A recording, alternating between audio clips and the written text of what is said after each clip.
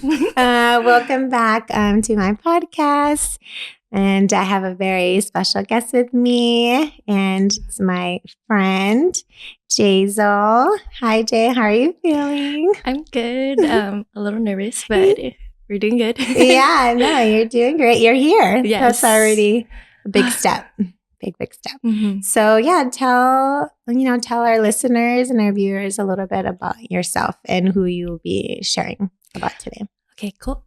My name is Hazel Molina. I am going to share about my mom today. She passed away from breast cancer in 2015. So it's been about 8 years since she passed away, but I'm her oldest child of 2. So I have a younger brother. And yeah, I just wanted to talk about and share about my mom's life and just want to honor her and just show and display how much she loved me and my brother. So yeah. And then did you bring a picture of her? Yeah, I did. Yeah, let's see it. So this is my mom. A lot of people have been telling me lately that I'm starting to look like her, so I'm like, oh, that's really sweet. And I can't really see it, but I'm starting to kind of see it. But yeah, so this is my beautiful mom.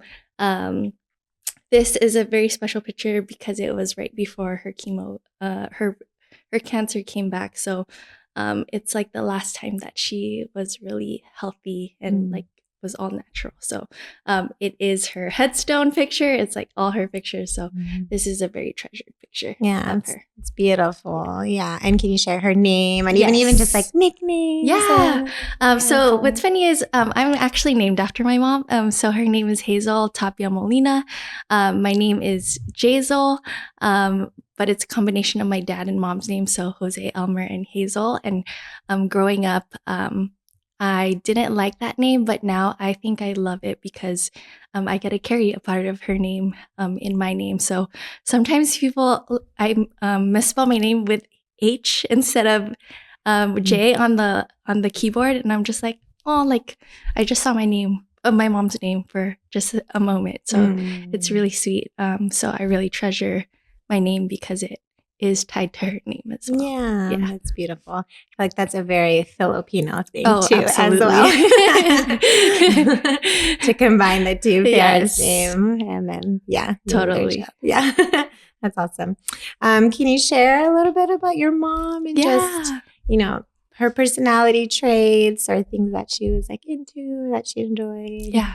My mom is a very Filipino, strict Christian mom. So growing up, she was very strict, but she lightened up a lot through the years, and she actually became like my best friend. But my mom was a nurse, as that was her occupation. So she was labor and delivery nurse, and then also primary care nurse. And then she was very goofy. Like she always made the silliest faces and just like cracked up jokes out of nowhere. She was a traveler, so she was always like jet setting around the world. She was a bargain shopper, and she took pride in it. Always like, guess how much I got this for? And she was she loved her Filipino dramas, so every day throughout the house, that's all we watched, Filipino dramas or action movies, Marvel, whatever. But she was really into movies and her soap operas. She was a great host. Our house was always the house that people went to because she just loved having people over. She would always cook for people and always just be like the center for people.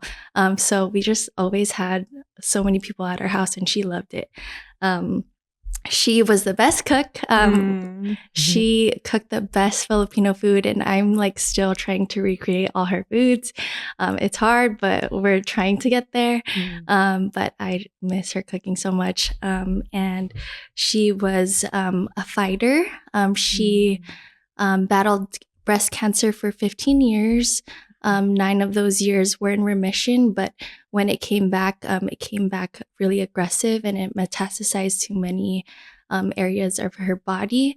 But when it came back, she was still fighting for about 5 to 6 years. So she is a fighter all the way up until her last breath. And I'll be explaining a little bit more of that later. But she is a fighter. She's a warrior. I don't know how she got through all that, all of the pain, but I just admire her strength. And she's most importantly a woman of faith. She really just loved Jesus, and in her life, she just displayed his unconditional love so well. And she just really emphasized the importance of having faith in our life. So ever since we were young, we knew who Jesus was, and we grew up going to church, and she really put importance to just having faith. Yeah, it's beautiful. Wow. Do you want to share with us a little about some of the things that you are missing about Auntie and your mom? Yeah. I miss everything about my mom, but I think it's more of the little things, like the everyday things. Like I miss waking up next to her because I used to sleep with her in her bed. I miss just watching the teleseries with her. I actually still watch it to this day. I think it's comforting for me because it's like still carrying on the tradition of like what me and my mom used to do on the daily. So like a Loki pop watching the teleseries. I miss just like seeing her in the kitchen, watching her cook like all of our favorite foods. And she cooked a lot of different things because I was a picky eater. We had a lot of allergies. There was just so much cooking going on, but I just miss like watching her cook. I miss like going to Macy's with her because that was like, I think she took pride in how much money she saved with all the clothes that she bought, and just like doing random errands with her, just going to Navy Exchange, commissary, just like the everyday things with her. But I think I miss some of the things that I miss the most are taking her to her appointments. And that would be either 3 times a week or almost every day. And just sitting with her while she was getting her chemo infusion. So it'd be hours in the day, and we would just sit with her as she was getting infused, and we'd watch her teleseries there or like read books. And it was just like, it was a good quality time, even though it was really hard to see her go through just the chemo and the pain and all of the side effects that came with all of that. But I really treasure those moments because our lives were just really taken over by all of just her appointments and infusions and just all of her treatment. So it was a very hard time, but it brought a lot of quality time in those times too. And I just think I just miss her presence. Yeah. Like, and we don't even have to talk or anything, but knowing that she was just like there in the house. Because ever since she's been gone, like that house has not felt like a home. It just feels like there's still like she's just the missing piece. So it's hard not having her around, and yeah, I just miss her presence, just her. Yeah. Yes, get the tissue. That's what it's there for. I want to see if you're able to kind of like go back to that time of, your mom's, sick and she's being a fighter and she's, being strong and, you're there, and just kind of like those last moments with her, just kind of like, where were you, and kind of that scene or scenario, as much as you feel, comfortable sharing. Yeah. in 2014, my mom's breast cancer metastasized to her brain, and the doctors gave her a prognosis of 4 to 6 months. And me, being naive, I was like, no, there's no way. And I was like, no, we have faith. Like, you're gonna fight through this. You're gonna live longer than that. But I think I was in denial of the reality of actually losing my mom at that time. So leading up to it, my mom went to the hospital because she was, when patients have breast cancer, it's hard for them to eat. They're in so much pain. The radiation can only do so much, but it doesn't help with recovery. So my mom went to the hospital because we thought it was almost the end, but she fought through it. And so we got to have her for another 2 more months. And then that last, the last time we went to the hospital, that was it. We called an ambulance to get her to the ER because she was in so much pain. And I met up with them at the hospital, and the doctor was like, she's gonna go within the next 2-3 days. And then like she was just already in so much pain. She was incoherent those last 2 months. So it was so hard to decide what to do next, because the only options we were given was either one, she'd die naturally but painfully, or the second was that they would put her on like a dilaudid drip to let her die peacefully. And so the doctors chose the other route, where they would do the dilaudid drip, so that she wouldn't be in pain when she was passing. But God gave us just like 5 to 10 minutes of a time for us to say our goodbyes. And at that moment, like, me, my brother, and my dad went one by one and said our thank yous, our I love yous.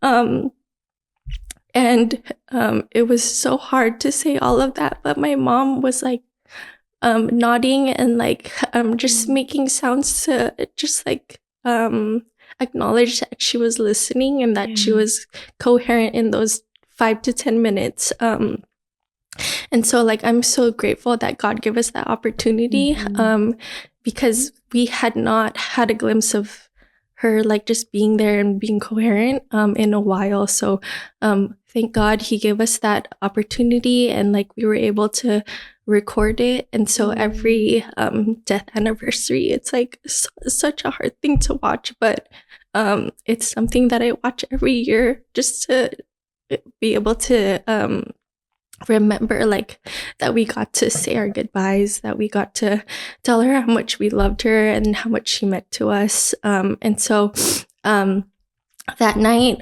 she hadn't passed yet, but they started her on the dilaudid drip, and she was just basically just sleeping for the next 2 to 3 days. On I think the second or third night, at like 3 a.m, we had our immediate family there and then a few other family members in the room. And I was sleeping on the couch next to her. And at I think 3 or 4 a.m, my family said that she took her last breath. But I wasn't awake for that moment. And I think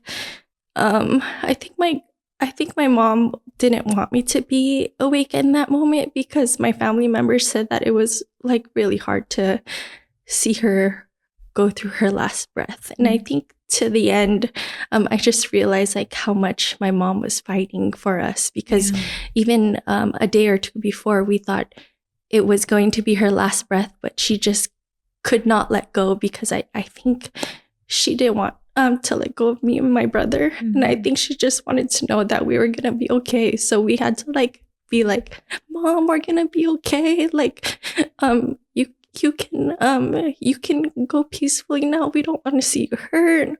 And even in that moment, that was like hard to do. But in the end, I think my mom like knew who could handle seeing her take her last breath. And although I wasn't able to, I just know she was still like, her last concern was still like me and my brother. Yes.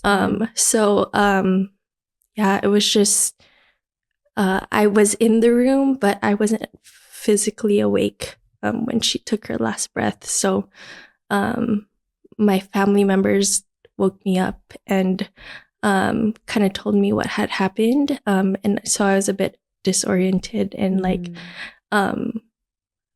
shocked that it all happened while I was asleep, because I felt like I was like, oh no, I didn't get to see her last breath. But I think my mom knew that I probably couldn't watch what my family members watched.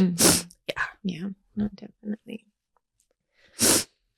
Thank you so much for going back to that like scene, and I know that's not easy. And so I just really appreciate like your vulnerability and sharing that with us.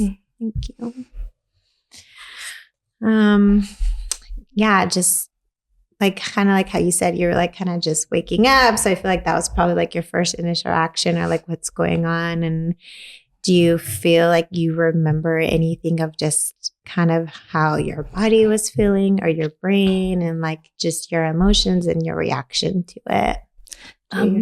Yeah, I think I was just really disoriented. But when they told me that she had passed, obviously just the well of tears, and it just kept flowing. And we were actually in the room for a few hours with her.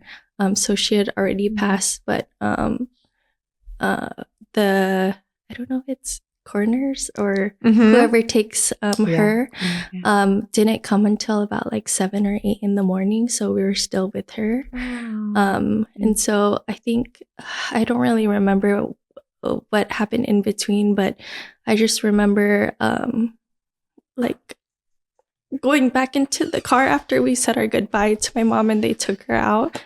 Me and my brother went back to the car, and we just held hands, and we were just like, it's just us two now. And we were just crying and crying and crying. And then after some time, we eventually went home, but that was like the first time that we went home and my mom wasn't there. So it just, the house felt empty. We still had her hospice bed in our house.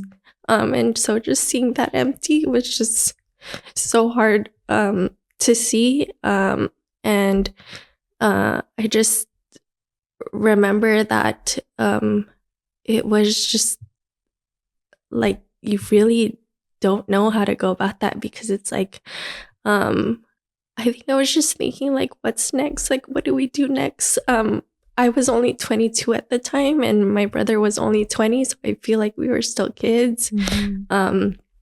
My mom was like both mom, dad, and our best friend. So it's like, not only did we lose our mom, but we lost our dad figure and then also our best friend. So it's just, we just felt so empty. And it was just, yeah, I think we were just like, how are we supposed to go about life? Like, I was about to graduate in a month, and I was like, Mom, like, I wish you got to live a little longer so you could see me like walk on stage and like celebrate all the hard work that we both like, it was not just me, but I worked on that for like my mom too. So it was a really tough month, and I mean, just leading like everything after that, it was just rough. And then all the preparations for the funeral, I was like, I don't think I can handle this. Like, I don't know what to do. Like, people just tell me what to do, but I felt like I had to step up because I was the oldest sibling, and like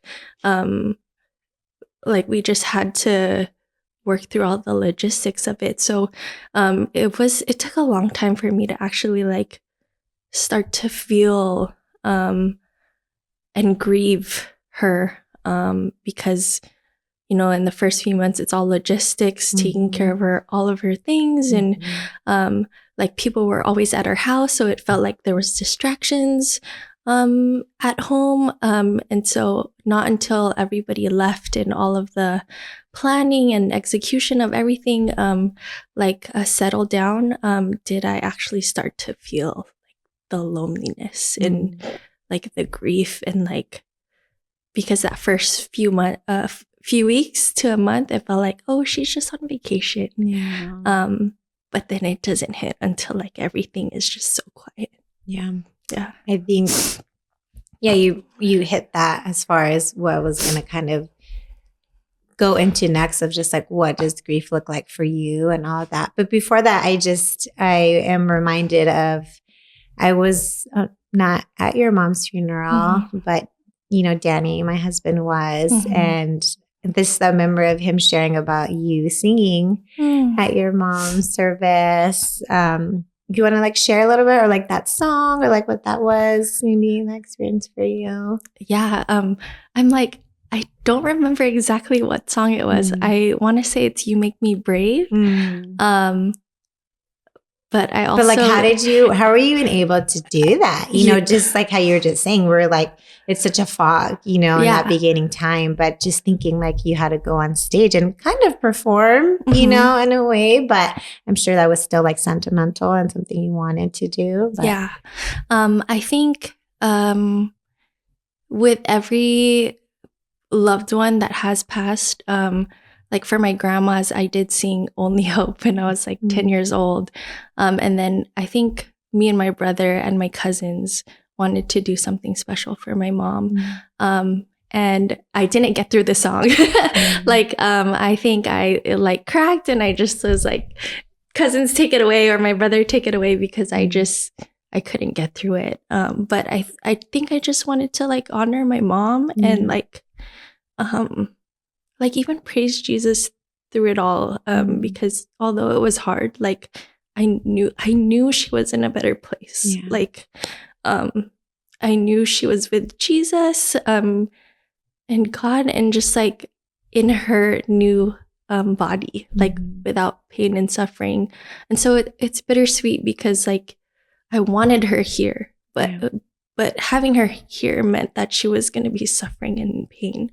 But her being in heaven means that she's no longer, dealing with cancer, with all the stressors in her life. So it was definitely hard. But yeah, like I definitely did not get through that song, the entirety of that song. I was just worshiping. I even forgot people were there, but like we're just worshiping and praising him, because like that's like what, like faith was such a big thing for my mom, and I knew and had no doubt that she was with Jesus. Yeah, that's so beautiful. I guess just even, I feel for people who are listening and watching, if they did want to do something, you know, for their loved one, just I hope that encourages them, even if they can't get through it, or just being able to just do that and honor their loved ones. That's a beautiful thing. Thanks. What has grief looked like for you? Do you feel like it's kind of similar to the beginning, or things have kind of changed, you know, in the last years? It's definitely changed. I actually have this tattoo. I never thought I'd get tattoos, but the first tattoo I got was of my mom's letter endings. So it just says "Love, Mom."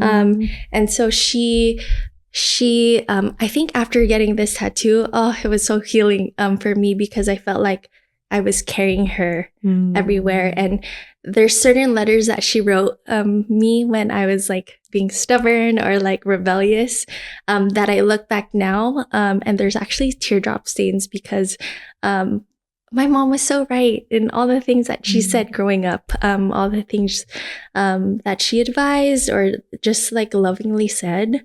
But back then I didn't take it, as seriously. But looking back, like, I'm just like, wow, Mom, like, you're so right. Like, you love me so much, but you still let me be and learn from, the things that I was doing. But yeah, so this one means so much because it's just like, this is her handwriting and it's just like, love, Mom. So I just remember her love every time. And then this tattoo, I got me and my brother. My brother's first tattoo was this tattoo, but a little bigger. But we both got it in memory of my mom. And so it's orchids because that's her favorite, but it's like different stages of its bloom. And so I also interpret it to show my grief journey, because the first, like, you can see there's no, like, it doesn't bloom as big until the kind of like the fifth petal. And we got this on her 5th year anniversary. And so like the first year shows like, I didn't go through anything with grief. Like, I just went about life. I started work. I turned to material things and boys to seek comfort. And when those like didn't work out and didn't provide that lasting comfort that I was hoping and searching for, I'm trying to fill that huge hole in my mom's absence. That really like prompted me to like seek Jesus, like on my own. Like, I grew up going to church all my life and knowing about Jesus, but not until my mom passed away and like I hit rock bottom did I like feel the desperation for like an everlasting hope and everlasting peace. And I think that was when I started going to Restored. My brother started going there right before my mom passed away. And during the time she passed away, like, I met so many of the Restored people who just came to the viewing and the funeral. And I was like, I don't know you, but you know my brother. So I started going to church. And so we have a group at church that, like, unfortunately, we are bonded by just loss. But it's beautiful because it's the community that we have. The harbor has really just opened up doors for all of us, but especially me, to just walk and process through my grief. And so I think year 2, it's a little blossoming, but year 3, that's, I think 2017, 18 is when I fully dove into the grieving process. I started going to counseling. And so it really helped navigate through all of the regret and guilt that I felt, like wanting to do more for my mom, wanting to tell her more, like tell her I love her more before she passed away, wanting to spend more time with her instead of like being like irritable while I was taking care of her and going to school. Like, I just had so much guilt and regret of wishing for more and wanting to do more. And so like counseling really helped me process through all of those regrets and guilt. And then also just being reminded of how much like my mom knew how much I loved her, even though I thought I was like not showing it to her enough. And so that really helped just like peel the layers of grief and start that processing. A lot of our friends in our community started meeting regularly to just talk about where we were at with our grief and talk about and share about the lives of our loved ones that passed. And so like I never got to meet a lot of our friends' parents, brothers, and although I didn't get to meet them, I got to like know them through like our time together. And it was very intentional. And we just really dove into grief. And so I think grief counseling, grief groups, journaling, like has really been helpful in that journey. And so it's looked a lot different. I think I've processed a lot of my grief, but I think I'll never not be in grief. And I think it'll look different. Like there's some days where it really hits and out of nowhere. Like those ambushes of grief, man, they just come out of nowhere and you can't really anticipate or prepare for it. But I think it's such beautiful moments because like that release of like just like crying and like allowing that time to just release and let go of like trying to keep it together or like trying to put on a brave face or like having the strength to go about the day. I think it's so honoring and to our loved ones. And there's this quote by Andrew Garfield that I just wanted to share. Yes. And he talks about how like he just his mom just passed away. And he says, the grief that will remain with us until we pass, or the grief that will remain with us until we pass, because we never get enough time with each other, no matter whether someone lives until 60 or 15 or 99.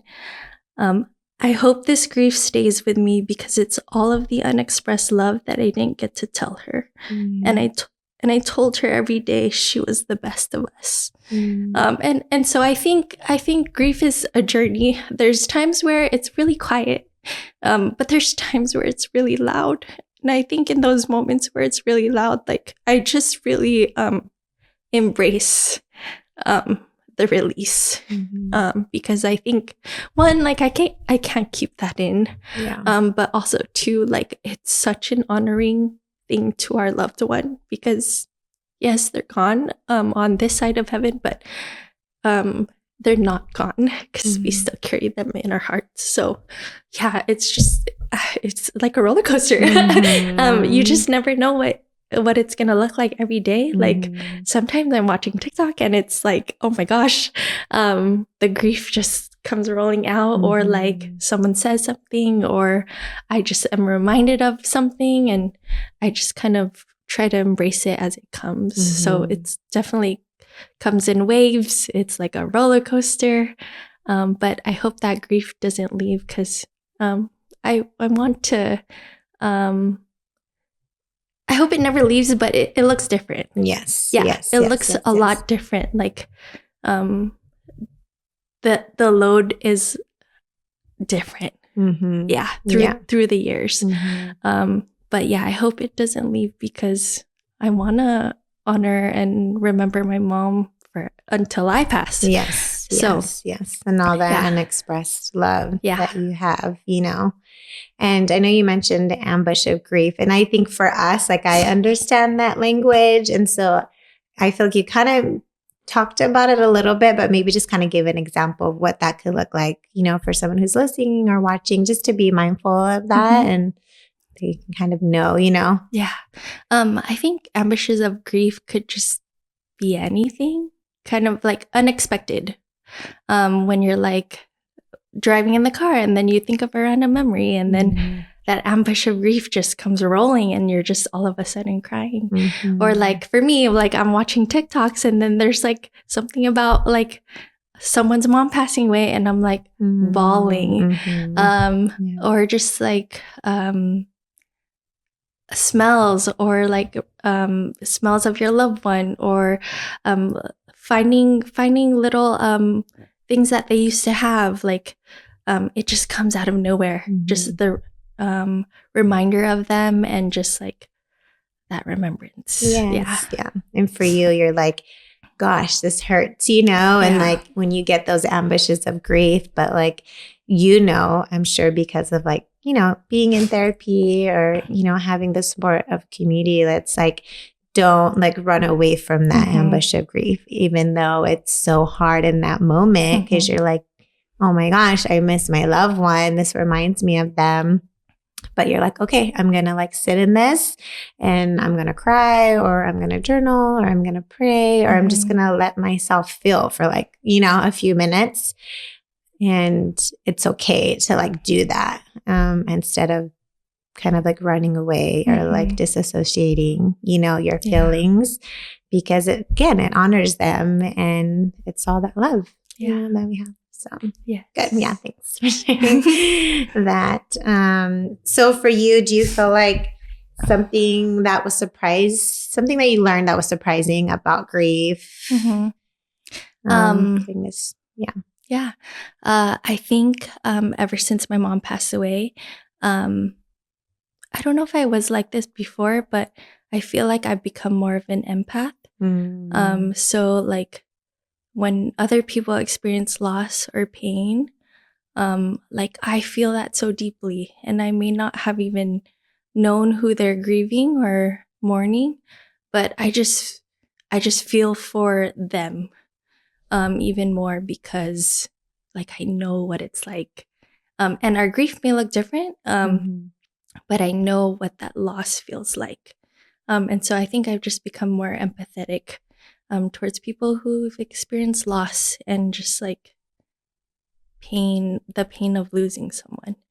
And then another thing is, I think I've learned that it is okay to feel ambivalent feelings. Yeah. Very like contradicting, opposite feelings happening simultaneously. And I think I realized that ever since my mom passed away, like I think I'll always have like a sadness that I will carry. Like I can be happy, but also sad at the same time. I can experience joy, but there's also sadness because the person that I would like to share all the happiness and joy with is no longer here. So there's always kind of that contrasting feelings that I'm experiencing all the time. And I'm like, I don't think a lot of people like understand that those two things can happen simultaneously. But I'm just like, wow, like I'm not crazy for like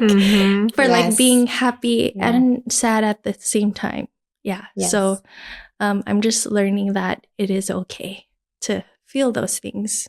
Yeah. And that's like a new word that I learned like during grief. I don't know if it's the same. Like, did you know about the word ambivalent? No. I think Danny shared it in a sermon, and I was like, oh, that's perfect. Yeah. Perfectly describes like how I feel like almost every day. Like there's just, I feel like I'm just not the same. Yeah. Ever since losing my mom, and I don't think I'll ever be the same.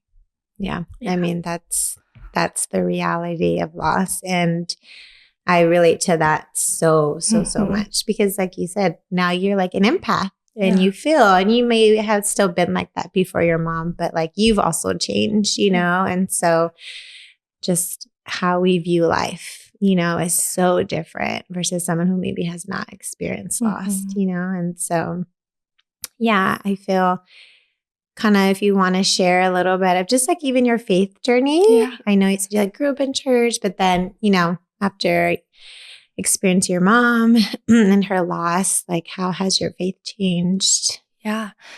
So I grew up Christian all my life. And I thought I knew who Jesus was and what that meant for me. But I think it was more so like, yeah, Jesus died for me. Like I'm going to go to heaven because he saved me from my sins. But I don't think like I came to faith really until my mom passed away. And that's crazy because like for 22 years, I was like, I went to church, like all the Sunday school, like grew up, all of that. But not until I was 23 was I like, okay, I think I'm only starting to understand who Jesus is and what that means for me, like what he did on the cross and what he paid on my behalf, just so that I could be reunited with him in heaven and the Father. Like he was my bridge, or he is my bridge to God the Father. And I think like after my mom passed away, like I turned to material things and boys to seek that comfort. And like because those things didn't work, I was so desperate for that everlasting peace and hope. It just propelled this like desire to follow Jesus on my own, because I think a lot of the influence of my younger years were from my parents. But this time it was like me desiring that relationship with Jesus. And so in 2016 or 2015, I started going to Restored and like started to understand what grace is, which is crazy because my name is Jazelle Grace. Yeah. And like I did not know like the depth of what his grace meant. And like because of Jesus, like I get to be with my mom when I pass away. And so when I was younger, I was just so scared of dying.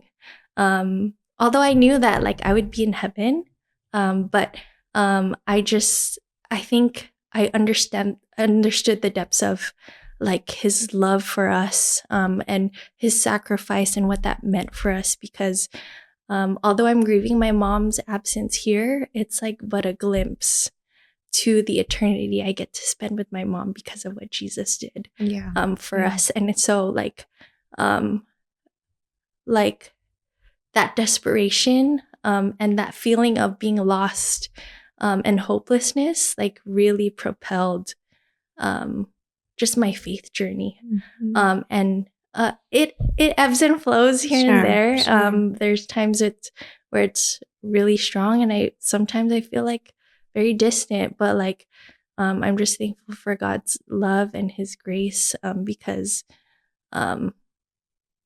this is not the rest of my life, like here. I get to look forward to the time where I'm gonna have a better life, like with him and with my mom. And so I think that's the hope that I cling on to, because it's so sad, like just thinking about like my mom's absence here. But like I'm hopeful for when that time comes that I get to be over there and just don't have to be so sad and don't have to mourn or grieve anymore, because I'm going to be with the people that I'm grieving. Yes. Yeah. Yes, yeah. So yeah, it's like I'm thankful that my mom laid the foundation for my faith, but I think because of her passing, it really became my own. Yeah. Wow. That's so real. Wow. Super, super real. Thank you. Yeah. Is there something, that you do specifically, or like you and Saya, or like you and your cousins, or like aunties and uncles do to like remember and honor your mom? Yeah. On my mom's death anniversary, me and my cousins like to go to Boiling Crab. Yeah. Because like we try to go to like wherever my mom's favorites restaurants. And so that's one of her favorites. And so we kind of like to go there. We spend every death anniversary, birthday, holiday at her gravesite. So we always like have a picnic or like eat at her side or just spend time with her. And then we go out to like Boiling Crab. And then for her birthday, we go to Benihana's, because that was like our go-to birthday spot, but it started off on her birthday as a tradition. So that's like something that we still do to this day. And more recently, I went to last week was my mom's birthday. And I just spent a few hours at her gravesite and I wrote her a letter. And I think that was so healing for me. I mean, obviously I was like crying and bawling. But I think that was the first time that I really wrote her a letter.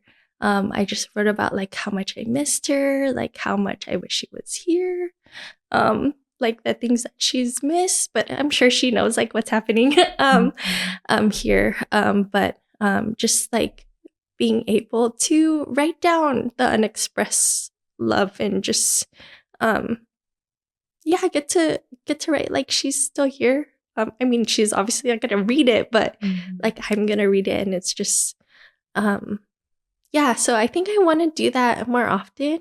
And I realized that like being at her gravesite is like such a solemn place for me, that I think I want to just incorporate just spending more time at her gravesite and like journal about life, like and just spend like my reflective moments at her site, like just about life or anything in general, really. So I think that's a new tradition that I want to start. Like, like write her a letter every year, or just like spend my like a few hours on the weekend just being with her and having me time, but with her. Mhm. Yeah.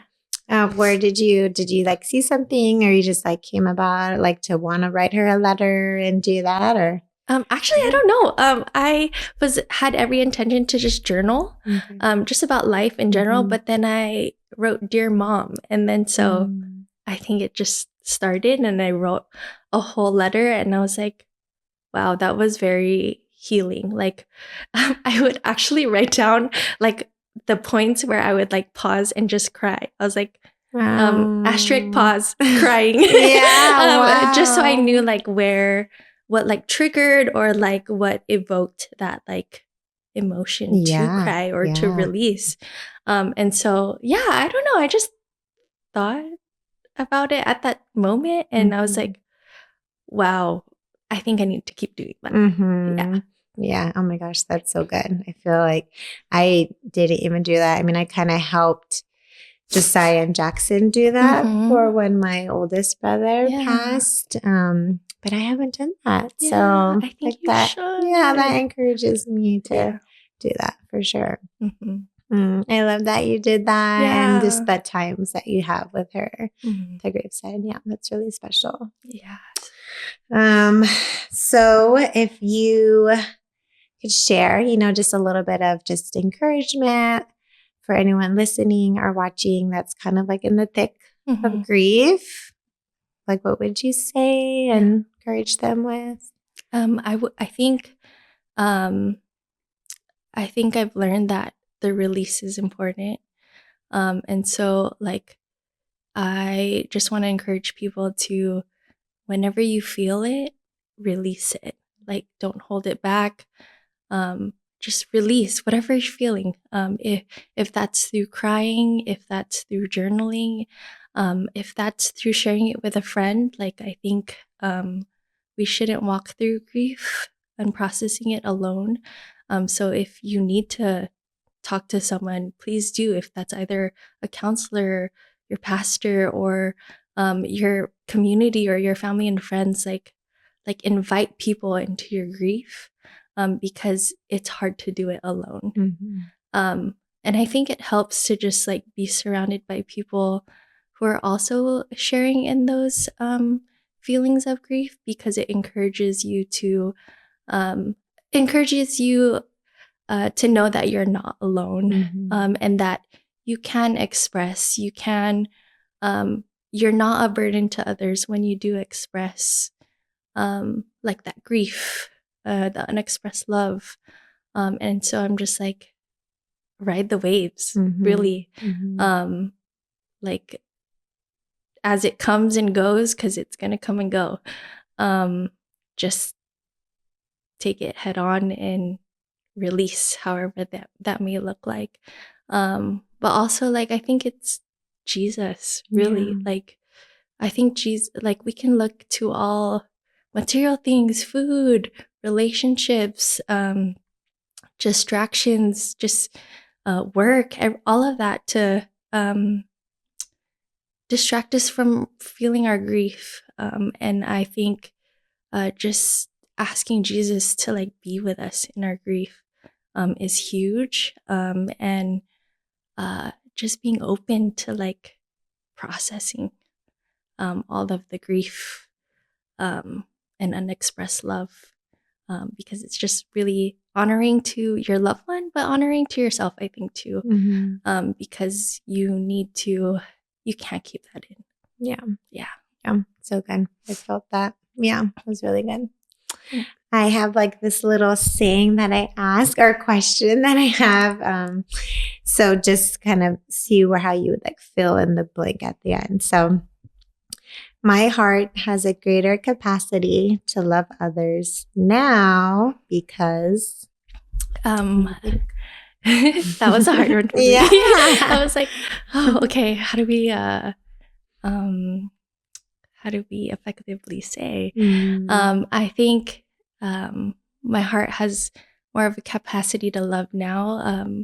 I think it's because of the love of Jesus. Mhm. Like, I mean, like for all of our life, but like more especially in my grief. Just like remembering and like feeling my mom's love for me during the time that I got to experience her. Experiencing the love of my family and friends and community group, especially when my mom passed away and in the years after, as I was processing the grief. I think that's really just helped me feel for people more and just love people more. Yeah, so just being able to experience Jesus's love through the hands and feet of the people that he's put into my life has really helped me love more. Yeah, beautiful. Well, before we end, I just want to, is there anything else you feel like you want to share about your grief or your mom or anything? I think we've covered a lot for sure, but I just want to honor my mom for the ways that she loved and took care of me and my brother. And I think I'll just always treasure her and be so grateful that God placed her as my mom. And I'm so thankful for the relationship that we had and just like the memories that I hold dear now. And so I just want to thank you so much for like allowing me the time and space. Like you have been so pivotal in like allowing space for not just me, but a lot of people in our community group to just remember our loved ones, whether that was in our grief group or like our remember event. Like those are such practical ways that have opened up doors for processing grief. So also thank you to you for being such an instrumental figure in my life to help me in this journey. And thanks for helping me not be alone. I love you. Love you. Thank you so much for coming on today and sharing about your mom, Auntie Hazel. And I'm just so proud of you for your vulnerability and transparency of like, wanting to talk about her and just grief and how hard it is and how heavy it can be. But again, just like shining light on who God is and how he has been in your life and just how your faith has grown and how you've experienced him like so much more intimately through the hardest parts of your life. And he's not done, and how you still continue to trust God with your life today, even despite like the roller coaster of emotions and the ambushes of grief. Like you're still saying, God, like, I love you and you're worth it. And he loves you and he sees you and he's carrying you, And so, I'm so appreciative of like our friendship and you sharing. And I know that people listening and watching are going to experience and see God through your story, So thank you. Yeah. All right. That is it for today's episode. I'm so thankful for everyone watching or listening, and we will see you next time.